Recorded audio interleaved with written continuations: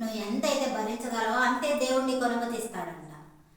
ఇక్కడ కానీ దావీదు గారు ఏమంటున్నారు, ఎంతవరకు నా మనసులో నేను చింతపడదును, ఎంతవరకు నా హృదయంలో పగలంతా దుఃఖాక్రాంతి ఉన్నాయందును, పగలంతా నువ్వు ఏడుస్తూ ఉన్నా, పగలంతా లేదంటే ఒక దినం మొత్తం చింతపడుతూ ఉన్నా, నువ్వేమన్నా చేయగలవా?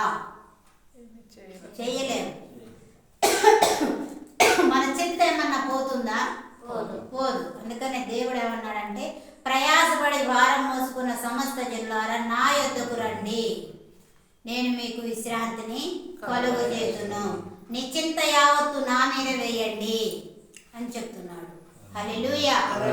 దేవుడి మీద మన చింత యావత్తు వేసినప్పుడు ఏంటంటే ఆయన నీకు నాకు విశ్రాంతిని దయచేస్తానని చెప్తున్నాడు. సో మన భయాన్ని బట్టి, మన జీవితంలో ఉన్నటువంటి నిరాశ నిస్పృహను బట్టి దేవుణ్ణి ప్రార్థించినప్పుడు ఆయన నీకు జవాబు దయచేస్తానని చెప్తున్నాడు. హల్లెలూయా. అనుకుంటాం నా జీవితం ఎప్పటికీ ఇంతేనా, ఇంకా మారదా, నాకు ఈ బాధలు తప్పవా, ఈ కష్టాలు నాకు తప్పవా, నేను చిన్నప్పటి నుండి వీటిని అనుభవిస్తూనే వస్తున్నానే, ఇంకా నాకు విడుదల లేదా, ఇంకా వీటి నుండి నాకు విముక్తి లేదా అనుకుంటున్నావేమో. కానీ దేవుడు చెప్తున్నాడు, ఆయన మీద నీ చింత యావత్తు మోపితే నీకు ఆయన విశ్రాంతి దయచేస్తానంటున్నాడు. హల్లెలూయా. హల్లెలూయా. మొదటి పేతురు గ్రంథము 5వ అధ్యాయం 7వ వచనం.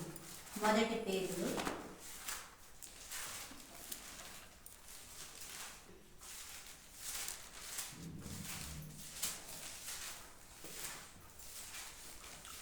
ఆయన మిమ్మల్ని గురించి చింతించుచున్నాడు కనుక మీ చింత యావత్తు ఆయన మీద వేయుడి. ఇక్కడ ఈయన కూడా ఇదే చెప్తున్నారు, పేతురు గారు కూడా. ఆయన మిమ్మల్ని గురించి చింతిస్తున్నాడు కాబట్టి మీ చింత యావత్తు ఆయన మీదే వేయండి. నీ గురించి దేవుడు ఎందుకు చింతపడాలి? అసలు ఎందుకు చింతపడాలి? ఆయన ఎందుకు చింతపడాలంటే నిన్ను నన్ను ఇష్టపడి ఆయన పోలిక చొప్పున ఆయన చేసుకున్నాడు కాబట్టి. హల్లెలూయా. హల్లెలూయా. కాబట్టి నువ్వు బాధపడుతుంటే, నువ్వు ఇబ్బంది పడుతుంటే చూసి నవ్వే దేవుడు మన దేవుడు కాదు. సో అందుకని నిన్ను గురించి బాధపడుతున్నాడంట. నీ చింత యావత్తు నా మీద వేయి, నేను మోస్తాను, నీ బాధను మొత్తాన్ని నేను మోస్తాను, నీకు విశ్రాంతి నేను ఇస్తాను.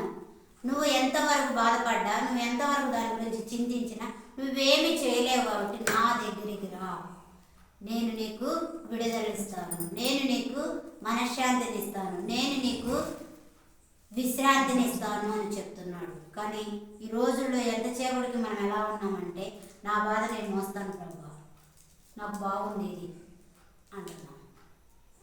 మన కష్టాలు, మన మన నష్టాలు, మన బాధలు, మన ఇరుకులు, మన ఇబ్బందులు ఎంతసేపటికి వాటిని భరించడానికైనా కానీ, వాటితో ఇబ్బంది పడటానికైనా ఇష్టపడుతున్నాం కానీ వాటి